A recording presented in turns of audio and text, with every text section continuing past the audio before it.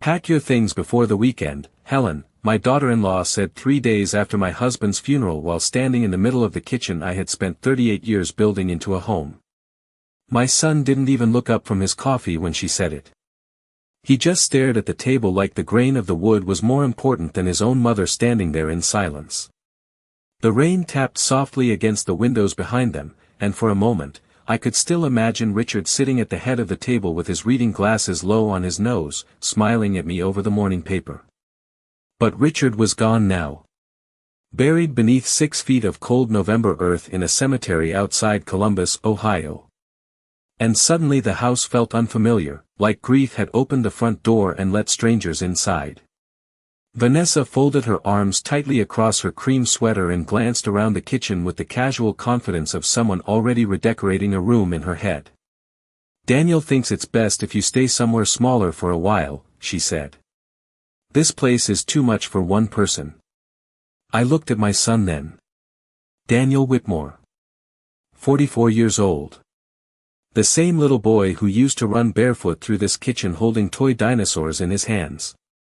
The same child I sat beside in emergency rooms after asthma attacks when Richard worked late shifts to keep the mortgage paid.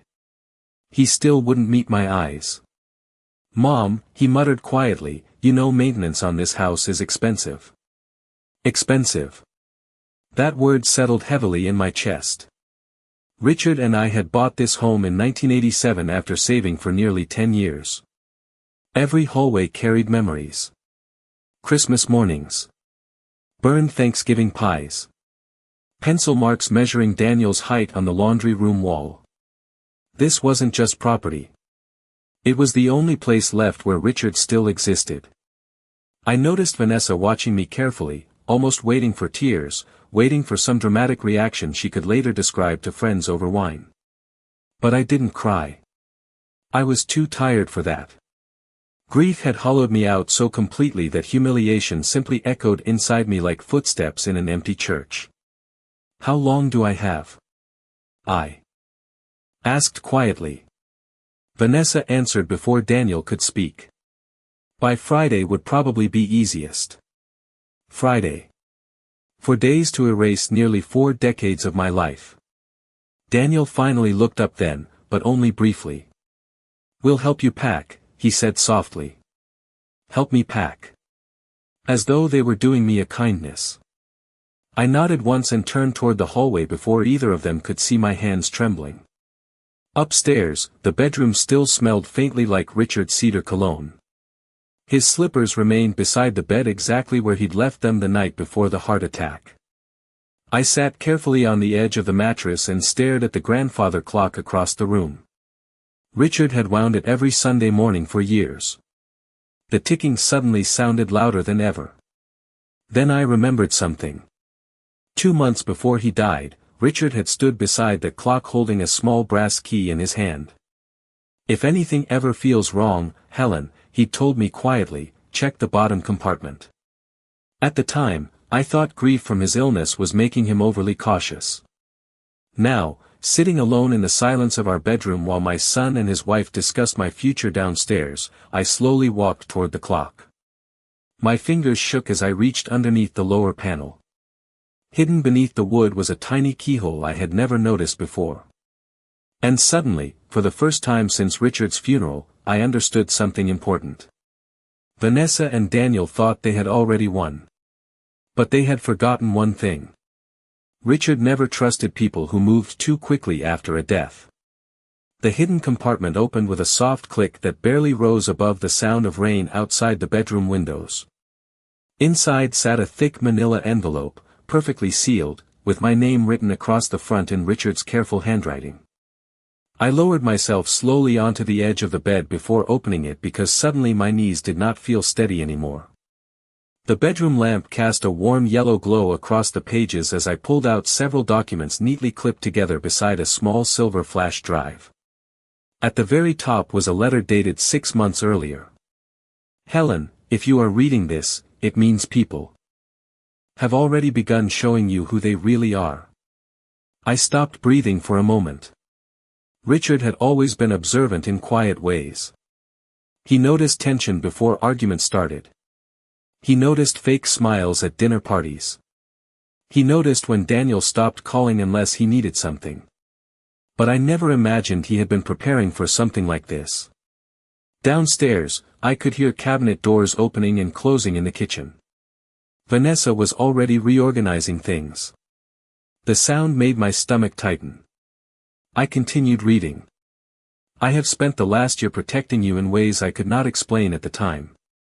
Trust Arthur Hale. Do not sign anything Daniel gives you.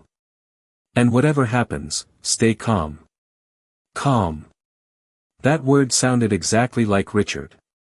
Even during his cancer treatments, he had spoken in that same steady tone, as though panic was a luxury neither of us could afford. I carefully placed the letter beside me and looked through the rest of the documents. Most of the legal language was difficult to understand, but one phrase appeared again and again. Irrevocable family trust. Beneath the papers sat a small brass key attached to a faded leather tag marked workshop. My eyes drifted toward the window overlooking the backyard. Richard's workshop stood near the fence line beneath an old maple tree that had turned deep orange with late autumn leaves. Daniel had not stepped foot in that workshop in years. Vanessa called it clutter. Richard called it peace. A sudden knock at the bedroom door startled me. Vanessa stepped inside without waiting for permission. I just wanted to let you know, she said brightly, Daniel and I scheduled an appraiser for Monday morning. Her eyes moved around the room slowly, lingering on the open closet and packed boxes near the wall. It is probably better not to drag this process out emotionally. Emotionally. She said it like grief was an inconvenience, making her real estate plans more complicated. I folded the letter quietly before she could see it. Monday seems fast, I replied calmly. Vanessa gave me a thin smile. Well, the market is very competitive right now. Homes in this neighborhood usually sell within a week. Sell. The word echoed in my chest. She was already speaking about this house as if Richard had never lived here. As if 38 years of marriage could simply be listed online beside square footage and granite countertops. Her heels clicked softly across the hardwood floor as she walked toward the hallway. Before leaving, she paused near the door. Oh, and Daniel changed the garage code this morning. Just so you know. Then she disappeared downstairs again. I sat motionless for several seconds after she left. The silence felt colder now. Not grief anymore. Something sharper. Something clearer. Slowly, I reached for the brass key Richard had hidden for me and closed my fingers tightly around it. Then I looked out toward the dark shape of the workshop standing quietly beneath the maple tree. And for the first time since the funeral, I realized my husband had not left me defenseless. He had left me a trail. The backyard smelled like wet leaves and cold earth as I crossed the grass toward Richard's workshop just after midnight. The kitchen lights were finally off upstairs, and through the bedroom window I could see the faint blue glow of the television in Daniel and Vanessa's room. They had gone to sleep believing I was upstairs packing my life into cardboard boxes. The brass key felt cold against my palm as I unlocked the workshop door and stepped inside. The familiar scent of sawdust, machine oil, and cedar wrapped around me instantly. Richard had spent countless evenings out here building shelves, repairing old furniture, or simply sitting quietly at his workbench after difficult days. Everything remained exactly as he left it. His flannel jacket still hung from the hook beside the door. His reading glasses rested near a half-finished birdhouse beneath the lamp. For one painful second, I forgot he was gone. I almost expected him to look up and smile at me. Instead, silence filled the room. I locked the door behind me and walked carefully toward the old steel filing cabinet near the back wall. The leather tag attached to the key said workshop, but I knew Richard well enough to understand he never labeled things plainly unless he wanted me to look deeper. I tried the key in the cabinet first. Nothing. Then I noticed small scratches beneath the wooden workbench drawer. My fingers traced the edge carefully until I felt another hidden keyhole underneath. The brass key slid in smoothly. A shallow compartment opened with a soft click. Inside sat a black USB drive, several folded photographs, and a second envelope marked private. My chest tightened as I opened it beneath the desk lamp. The first photograph showed Vanessa standing beside a real estate agent outside our front gate nearly 4 months earlier while Richard was still undergoing chemotherapy. In another, Daniel stood beside them holding blueprints rolled beneath his arm. My stomach turned slowly. They had been planning this long before Richard died. There were dates written neatly on the back of each photograph in Richard's handwriting. September 14th. October 2nd. October 19th. Beneath the photos rested printed emails between Vanessa and someone named Craig Benton from Benton Realty Group. Market timing looks excellent. Once the property transfers, we can list immediately after the funeral period. Funeral period. I stared at those words for a long time. To them, Richard's death had become a scheduling inconvenience. A waiting period before profit. I lowered myself into Richard's old chair and suddenly remembered something Vanessa said 2 weeks earlier while Richard slept in his hospital bed upstairs.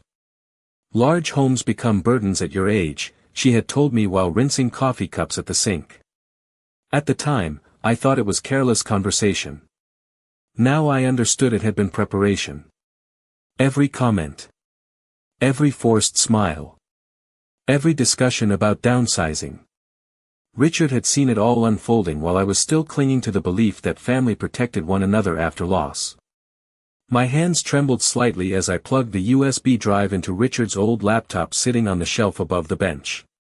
Several folders appeared on the screen immediately. Legal records. Property documents.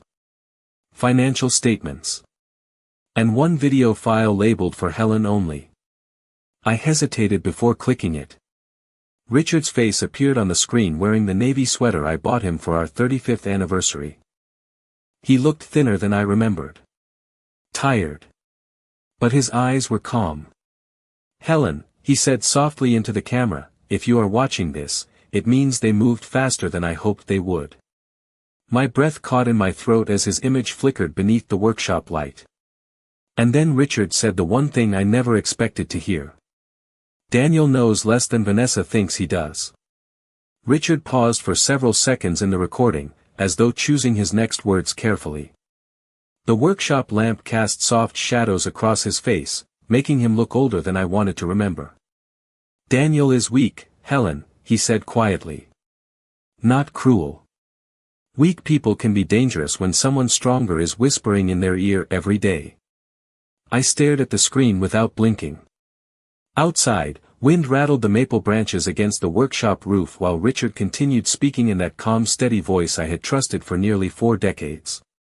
Vanessa started asking questions about the house the week after my diagnosis, he said. At first, it sounded innocent. Remodeling. Future planning. Property taxes. Then she began bringing realtors around when she thought I would not notice. My chest tightened painfully. I remembered those afternoons now. Vanessa arriving with coffee and forced concern while Richard rested upstairs. I had believed she was trying to help. Richard gave a faint tired smile on the screen. You always see the best in people. That is one of the reasons I loved you. Tears blurred my vision for the first time since the funeral, but I wiped them away quickly. I wanted to hear every word clearly. I changed everything after that, he continued. The house. The accounts. The trust. Arthur handled all of it. Richard leaned slightly closer to the camera then, lowering his voice. But listen to me carefully. Do not confront them yet. Vanessa believes she already controls the situation. That confidence will make her careless. Careless. I thought about the emails hidden in the drawer. The appraiser scheduled before I had even packed a single box. The way she walked through my kitchen discussing paint colors while Richard's coat still hung beside the back door. She already saw herself as owner of this house. Richard reached for something off camera and held up a thick folder. Everything you need is with Arthur Hale. He knows what to do when the time comes. His expression softened suddenly. I am sorry you are facing this alone. The words broke something open inside me then because Richard had always protected me from the harsh edges of the world. He handled contractors, lawyers, insurance battles, every difficult thing that came with adult life. And now he was gone, leaving behind instructions like breadcrumbs through the dark. The recording ended quietly after that. No dramatic goodbye. No tears. Just Richard looking into the camera one final time before the screen faded black. I sat alone in the workshop for a long time afterward, listening to the old refrigerator hum softly in the corner. Around me, every object carried traces of him. The measuring tape hanging beside the drill press. The faded Cleveland Browns mug stained with years of coffee. The small radio he kept tuned to jazz stations late at night. Upstairs in the house, footsteps crossed the kitchen floor. Vanessa was awake again. Probably making lists. Probably measuring rooms in her head. I closed the laptop slowly and gathered the photographs and documents back into the envelope. Then I noticed one final item resting beneath the keyboard. A folded legal card with Arthur Hale's office address written neatly across the front. Tomorrow. 10 o'clock. Richard had written it in blue ink. Beneath the address sat one final sentence in his handwriting. Do not let grief make you surrender what we built together. I slipped the card carefully into my sweater pocket and turned off the workshop lamp. As darkness settled around me, I realized something had changed inside my chest during the last hour. The grief was still there. Heavy. Permanent. But beneath it now lived something colder. Clarity. And upstairs, sleeping comfortably beneath my roof, Vanessa still had no idea Richard had already planned for every move she was about to make. The next morning, I made breakfast exactly the way I always had. 2 eggs scrambled softly, wheat toast, black coffee in Richard's old ceramic mug. Even though no one drank from it anymore except me. Outside, gray clouds hung low over the neighborhood, and the maple leaves scattered across the backyard looked soaked and heavy beneath the cold Ohio drizzle. Vanessa walked into the kitchen wearing cream-colored yoga clothes and stopped when she saw me calmly buttering toast at the counter. I noticed the surprise flicker briefly across her face. She had expected swollen eyes. Silence. Maybe even begging. Instead, I smiled faintly and asked if she wanted coffee. No thank you, she answered carefully. Daniel already left for work. Work. That word almost made me laugh. My son had taken 3 days off during Richard's illness because he said he could not emotionally handle the hospital environment. But somehow he had recovered quickly enough to start scheduling contractors and appraisers before his father's flowers even wilted. Vanessa opened the refrigerator and studied its contents while speaking casually over her shoulder. I was thinking maybe we could repaint the downstairs after the holidays. Something brighter. I stirred cream into my coffee slowly. That sounds expensive. She gave a small polished laugh. Well, once the sale closes, there should be plenty left over. Sale closes. She spoke about it now as though the house had already passed into her hands. I wondered how many times she had pictured herself standing in this kitchen imagining a different life. Different furniture. Different memories. Perhaps even a different woman living here. I have an appointment this morning, I said quietly as I carried my plate to the sink. Vanessa turned immediately. An appointment? Just errands. She watched me closely for another second before nodding. Well, the appraiser is still coming Monday at 9. I already confirmed. I dried my hands carefully with the dish towel Richard bought during a vacation in Maine years ago. Tiny blue lobsters stitched across the corners. Ordinary things suddenly felt sacred after death.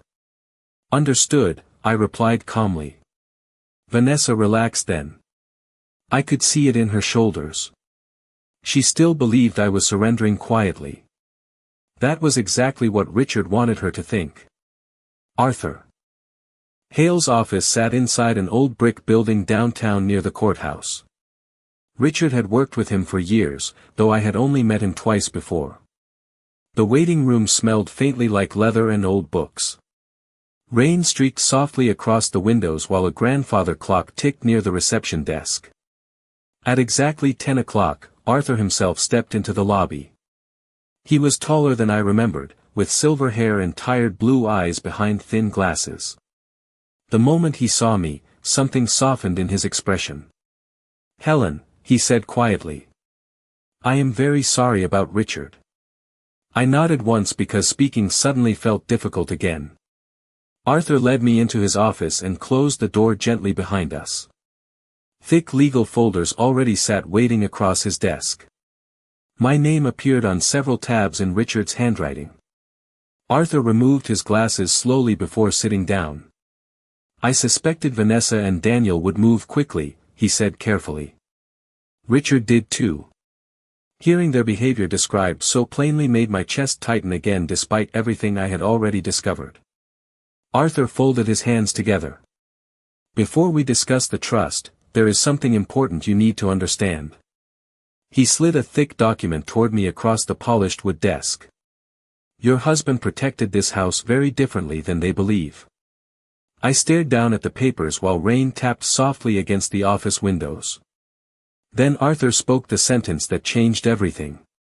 "Legally, your son does not own a single inch of that property." For several seconds, I could only stare at Arthur without speaking. Outside his office window, traffic crawled slowly through the rain-dark streets of downtown Columbus while the grandfather clock near the reception area continued its steady ticking. Ordinary sounds. Ordinary movement. Yet everything inside my world had suddenly shifted. "I do not understand," I said quietly at last. Arthur opened the thick folder carefully and turned several pages toward me. Legal stamps covered nearly every document. Richard's signature appeared at the bottom in dark blue ink beside dates stretching back almost 8 months. 3 months after his diagnosis, Richard transferred the house into an irrevocable protective trust, Arthur explained calmly. "The property is no longer personally owned by any family member. Not by you. Not by Daniel.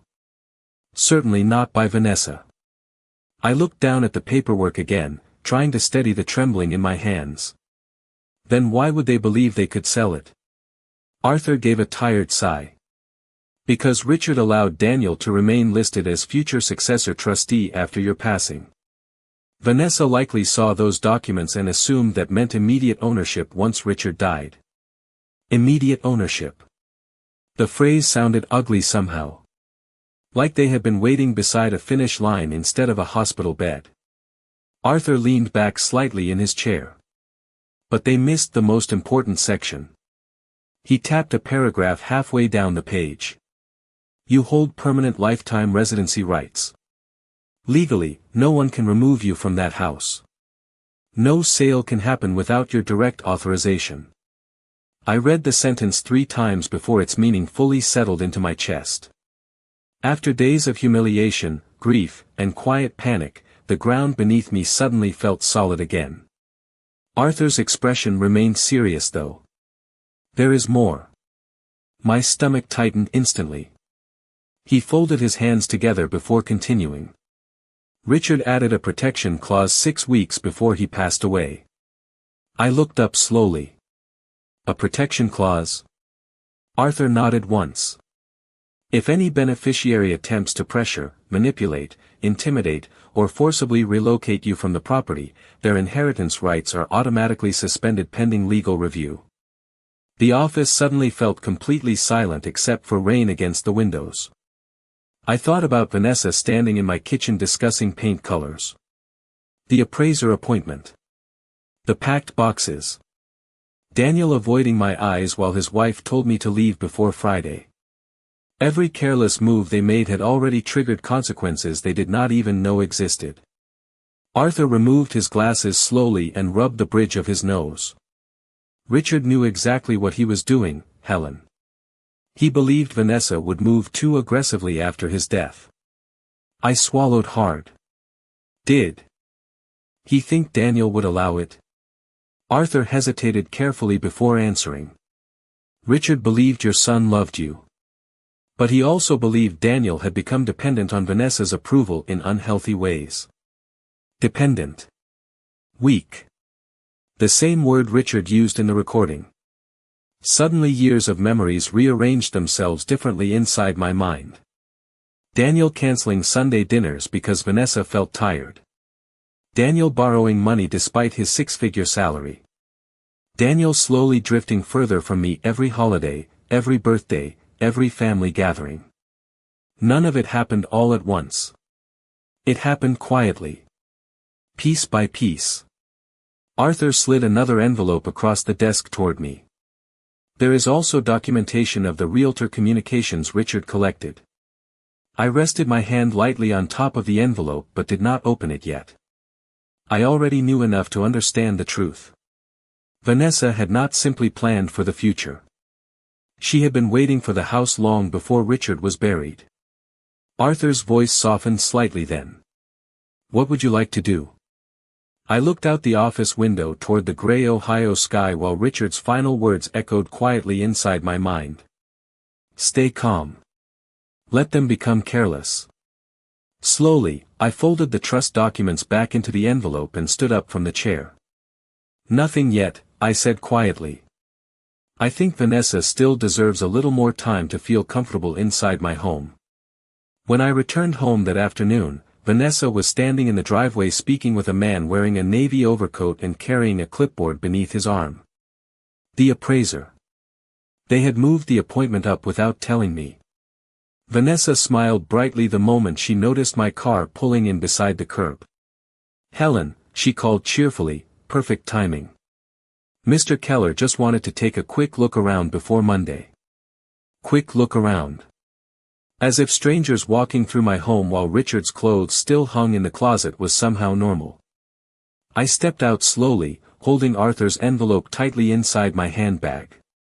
The cold November wind tugged at my coat while dead leaves scraped softly across the driveway. Mr. Keller extended his hand politely. Very sorry for your loss, ma'am. Thank you, I answered quietly. Vanessa slipped her arm through Daniel's as he emerged from the garage carrying a stack of paint samples. My son looked uncomfortable the moment he saw me. His eyes moved briefly toward the house, then toward Vanessa, like he was silently checking which direction mattered more. We were just discussing some upgrades, Vanessa explained casually. The kitchen especially. Upgrades. I looked past them toward the front windows Richard had spent 2 summers restoring by hand because he refused to replace original woodwork with modern vinyl. Every inch of this house carried pieces of him. Yet standing there in the driveway, Vanessa spoke about it the way people discuss flipping investment properties on television. I see, I replied softly.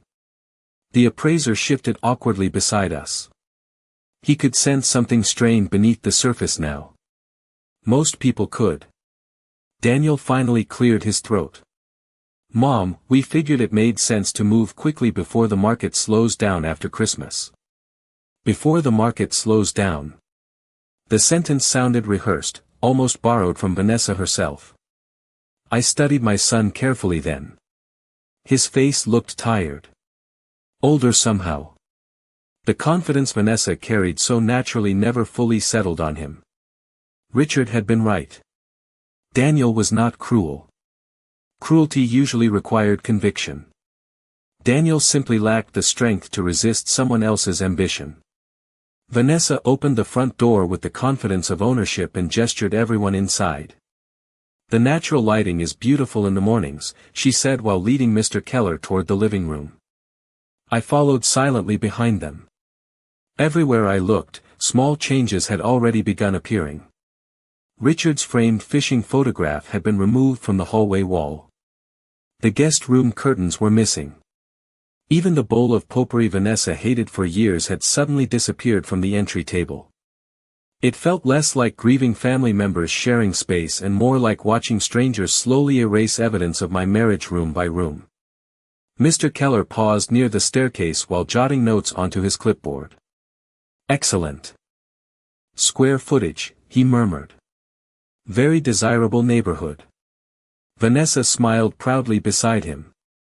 And the school district is one of the best in the county. School district. She spoke about future children now, though she and Daniel had never once mentioned wanting kids until Richard became sick.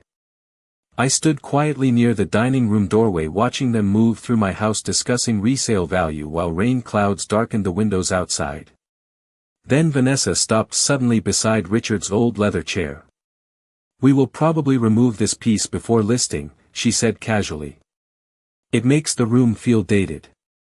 My fingers tightened slightly around the strap of my handbag. That chair was where Richard sat every Sunday morning drinking coffee beside the fireplace. The leather still carried faint creases shaped by his shoulders. For one brief second, anger flickered hot beneath my ribs. But then I remembered Arthur's words. Let them become careless. So instead of arguing, I simply smiled faintly and nodded once. Vanessa relaxed immediately after that. She mistook silence for surrender. And watching her stand there confidently redesigning my future inside a house she legally could not touch, I finally understood something important. People become most reckless right before everything falls apart.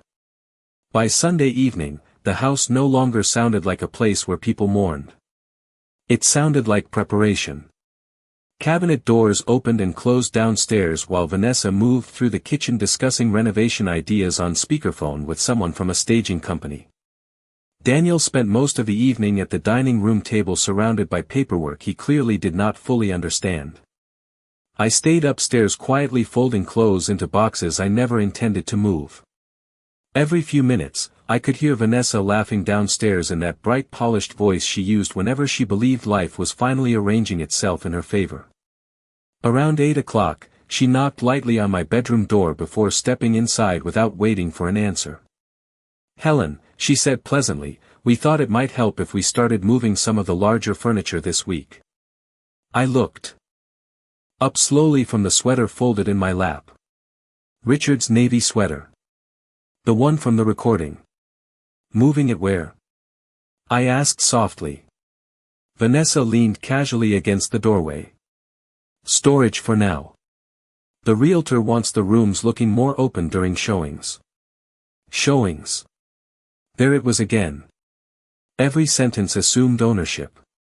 Every plan erased me a little more. She glanced toward the packed boxes beside the closet and smiled faintly. I know this transition has been emotional, but honestly, I think a smaller condo will end up being easier for you. Easier for you. I studied her face carefully then. She truly believed she sounded compassionate. That was the unsettling part. People like Vanessa rarely saw themselves as cruel. They saw themselves as practical. Efficient. Deserving. You have planned all of this very quickly, I said calmly. For the first time, something cautious flickered briefly across her expression. Well, the market is competitive right now. Then she recovered immediately and smiled again. Richard would have wanted everyone to move forward. I almost laughed hearing her speak about my husband that way. Richard hated rushed decisions. He once spent 3 weeks researching lawn mowers before buying one. Yet somehow Vanessa wanted me to believe he would approve of strangers touring our home less than 2 weeks after his funeral. Downstairs, Daniel called her name softly from the kitchen. Vanessa straightened immediately. Coming. Before leaving, she paused near the door again. The realtor is bringing potential buyers tomorrow afternoon. Just a preliminary walkthrough. She said it casually, like discussing grocery deliveries instead of dismantling my life room by room. After she left, I sat motionless for a long time listening to footsteps downstairs. Then slowly, I reached into my nightstand drawer and removed Arthur's business card beside the trust documents. Monday afternoon. Potential buyers. Vanessa had become exactly what Richard predicted. Confident. Careless. I walked downstairs quietly later that night after the house finally fell silent. Moonlight stretched across the hardwood floors in pale silver lines while the refrigerator hummed. softly in the kitchen. Near the dining room table sat Daniel's laptop still open beside scattered paperwork. I should have walked away. Instead, I stepped closer. An email remained visible on the screen from Benton Realty Group confirming tomorrow's private showing appointment. Beneath it sat a draft sale estimate with projected profit figures highlighted in yellow. Vanessa had already calculated how much money they expected to make after the sale. My chest tightened painfully as I scanned the numbers. The house Richard and I built together had been reduced to commissions, percentages, and renovation costs. Then I noticed one final line typed beneath the financial summary. Temporary relocation assistance for current occupant. Current occupant. Not mother. Not Helen. Just occupant. I stared at those words while the kitchen clock ticked softly in the darkness. Somewhere upstairs, Vanessa slept peacefully believing everything was already hers. But tomorrow strangers would walk through this house discussing prices and offers while Richard's photographs still lined the hallway walls.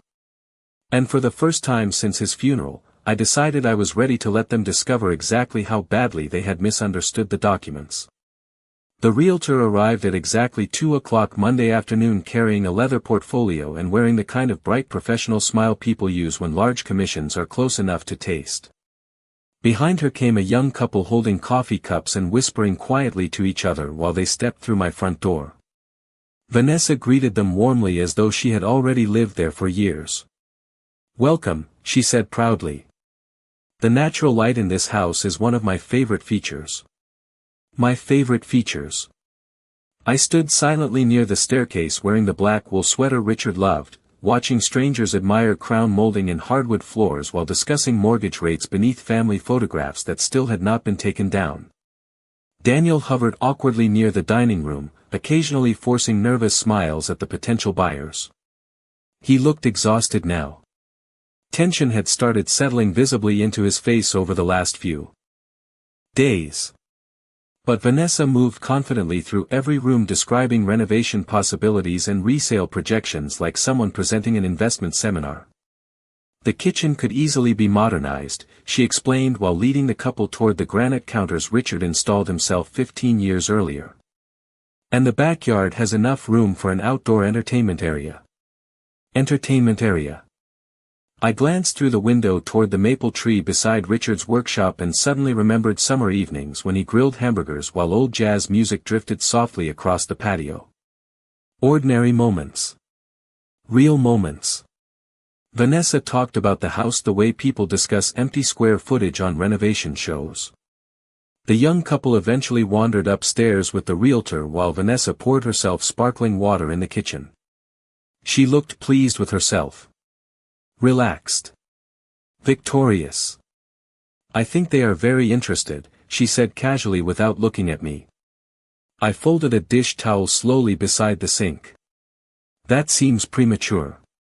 Vanessa gave a small amused laugh. "Helen, buyers move fast in this market. Honestly, I think this will all be finalized sooner than anyone expected." Finalized. There was that word again. She had no idea how dangerous confidence could become when built on assumptions instead of facts.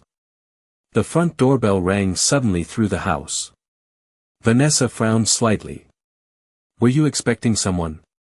"No," I answered calmly, though I already knew exactly who stood outside. Daniel opened the door a moment later. His confused voice drifted down the hallway. "Mr. Hale." Silence followed.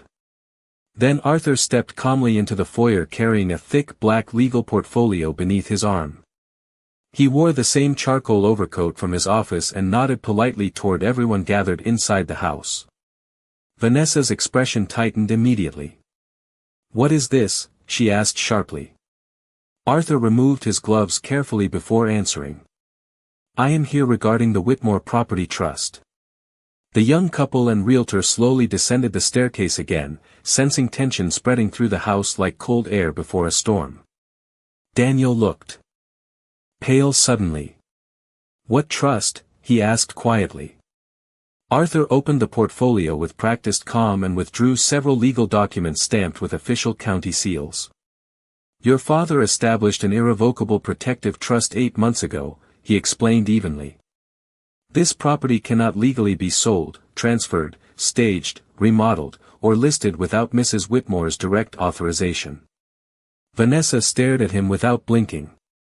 That is impossible. Arthur continued speaking as though she had not interrupted. Furthermore, any attempt to pressure or remove Mrs. Whitmore from permanent residency immediately suspends inheritance rights for involved beneficiaries pending court review. The room became completely silent. Even the refrigerator hum seemed louder somehow. Daniel looked at me then for the first time in days. Truly looked at me. Confusion slowly gave way to horror across his face as understanding settled in. Vanessa opened her mouth twice before words finally appeared. Daniel, she whispered tightly, say something. But my son could not speak. His eyes remained fixed on the legal documents trembling slightly in Arthur's hands. I stepped forward quietly then and rested my fingertips against the back of Richard's leather chair. You really should have checked